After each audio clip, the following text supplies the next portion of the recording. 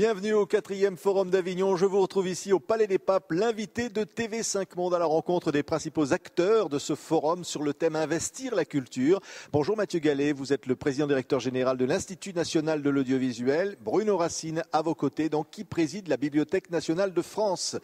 Est-ce qu'il y a aujourd'hui véritablement des missions nouvelles? Quand on voit la numérisation, ça a été l'un des thèmes donc, de ce sommet ici, la numérisation fait courir un risque pour la protection des œuvres culturelles? Surtout, ça change complètement nos missions traditionnelles, plutôt que ça n'en crée véritablement de nouvelles, mais ça leur donne une portée sans précédent. La numérisation n'est pas un risque, il faut la voir plutôt comme une chance, au contraire, puisque pour la démocratisation de la culture, pour la diffusion de la culture, ce qui, en tout cas, à la BNF était réservé à quelques chercheurs accrédités, donc à une poignée de gens, devient, par la numérisation, accessible à chacun en tout point de la planète. Oui, donc, c'est un risque aussi, parce qu'évidemment, retrouver les livres numérisés, finalement, peuvent être distribués partout sans aucun contrôle. Alors, il faut distinguer entre ce qui est dans le domaine public et les œuvres plus récentes qui sont protégées par le droit d'auteur. Pour ce qui est dans le domaine public, c'est une chance extraordinaire, puisque, par définition, les diffuser gratuitement ne porte préjudice à personne. Pour tout ce qui est couvert par le droit d'auteur, et ça c'est une problématique qu'évidemment l'INA a à 100%, si j'ose dire. Nous, la BNF, qui collectons depuis des siècles, depuis moins longtemps, là, en effet, le risque est réel.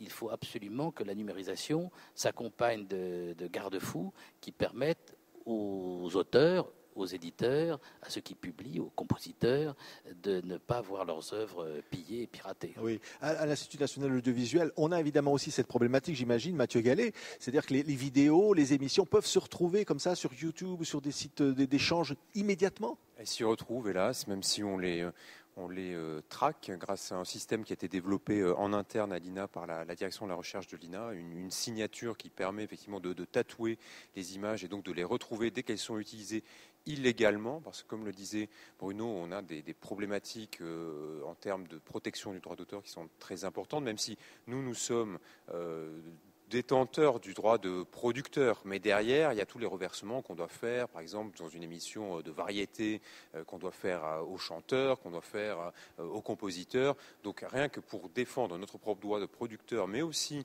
les ayants droit auxquels nous devons des reversements, nous devons lutter contre ce téléchargement illégal. Et nous avons mis en place, effectivement, cette signature de l'INA qui nous permet de traquer toutes les images qui seraient diffusées sans notre accord. En même temps, il faut protéger, mais il faut aussi diffuser, il faut aussi transmettre, il faut que le public puisse y avoir accès. C'est toute une problématique finalement. Il y a certaines difficultés à concilier tout ça.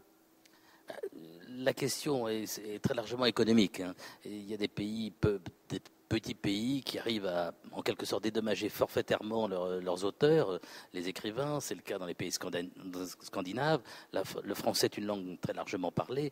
Ce n'est absolument pas possible dans un pays comme le nôtre. Donc il faut trouver en effet des solutions. Alors, pour prendre un exemple, c'est un programme que Frédéric Mitterrand a lancé il y a quelques mois, en partenariat avec les éditeurs et aussi la BNF, l'idée de rendre disponible sous forme numérique toute une partie de la production du XXe siècle qui est encore protégée par le droit d'auteur, mais qui ne se trouve plus dans le commerce.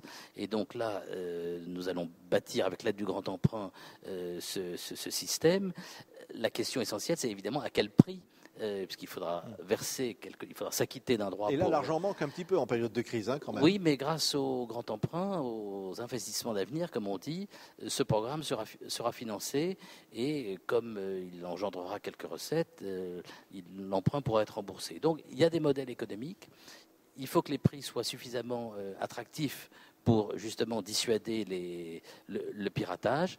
Et de fait, lorsqu'il y a un investissement public derrière qui vient en quelque sorte atténuer la prise de risque par les éditeurs, on a de bonnes chances de parvenir à un système performant qui peut faire école à l'échelle européenne et mondiale. Il y a les télévisions connectées, les smartphones, les tablettes. Il faut investir tout ça, Mathieu Gallet. Tout ça, vous l'avez dit, c'est de l'investissement.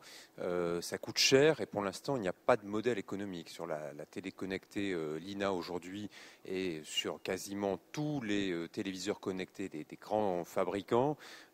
C'est une extension pour nous de notre site internet. Où le site internet ina.fr a une partie gratuite gratuite. Et là, on en revient au modèle économique dont parlait Bruno, une partie gratuite pour des extraits et une partie payante pour télécharger des émissions qu'on voudrait voir en intégralité. On retrouve ça sur les téléconnectés, mais seulement la partie gratuite. Effectivement, les tablettes, les smartphones, nous sortirons dans quelques semaines nos applications pour ces types de devices. C'est pareil, c'est de l'investissement et pour l'instant, on n'a pas de retour. Oui. Est-ce qu'il y a un risque d'une sorte de dématérialisation des œuvres de l'esprit finalement ? Par définition, oui, mais je dirais quand vous lisez un livre, bon, il y a bien un objet physique, mais ensuite l'appropriation par l'individu, c'est ça qui fait la culture. Elle est un phénomène mental ou spirituel. Donc, je pense qu'il faut pas craindre le passage croissant au numérique, comme si ça allait être une perte pour l'esprit.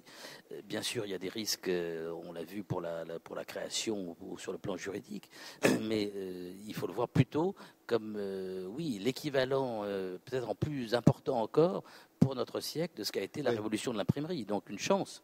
Et les deux, vous êtes dans le domaine du patrimoine, évidemment, parce que c'est ça, à l'Institut national de l'audiovisuel, on a un patrimoine, mais finalement, cette notion doit être dépassée, c'est-à-dire dépoussiérée aussi d'une certaine façon, se dire que simplement, on ne protège pas une sorte de trésor, mais on construit l'avenir. Surtout, il faut raisonner dans le sens où, avant la numérisation, on était assis sur une sorte de coffre-fort qui était ouvert à quelques savants, à quelques sachants, quelques chercheurs. La numérisation nous a permis de s'ouvrir au grand public. Ça a été vraiment la révolution avec l'ouverture du site ina.fr. Et aujourd'hui, on doit en permanence suivre les attentes, les demandes de ce public toujours plus grand, toujours plus nombreux. Et en tant qu'entreprise publique, on doit toucher un public le plus large possible. Donc c'est vraiment une opportunité, une très grande chance. Il y a aussi un certain nombre de risques, mais bon, je pense qu'en France, on est quand même aujourd'hui bien équipé. On a montré au niveau international, avec la loi Hadopi, qu'on avait des réponses, même si elles ne sont pas parfaites. En tout cas, on a mis en place des réponses, et c'est quand même assez encourageant pour l'ensemble de la chaîne de valeur des créateurs. Oui. Bruno Racine, en allant à la Bibliothèque nationale de France, on continuera quand même d'y trouver des livres. Mais ça ne va pas changer, parce que ça, quand les même. livres, nous les conservons indéfiniment, bien sûr, depuis des siècles. Mais notre bibliothèque numérique, donc qui s'appelle Gallica, elle permet de faire profiter tout un chacun de ces livres, parfois très précieux, que nous conservons. Un manuscrit du Moyen-Âge, que nous avons numérisé, que vous pouvez donc consulter sur Gallica, vous pouvez aussi l'importer sur votre blog, sur votre page Facebook. Donc il y a une appropriation du patrimoine par une dissémination possible du patrimoine qui n'a pas d'équivalent dans l'histoire de l'humanité. Et savez-vous, on vient de faire du patrimoine puisque cette émission ira à l'INA, j'espère bien, Mathieu Gallet. Voilà, elle sera vue dans quelques années grâce à vous. Merci d'avoir été nos invités, Mathieu Gallet et Bruno Racine. Nous sommes ici donc au Forum d'Avignon depuis le Palais des Papes pour ce Forum d'Avignon de la culture. Je vous retrouve demain.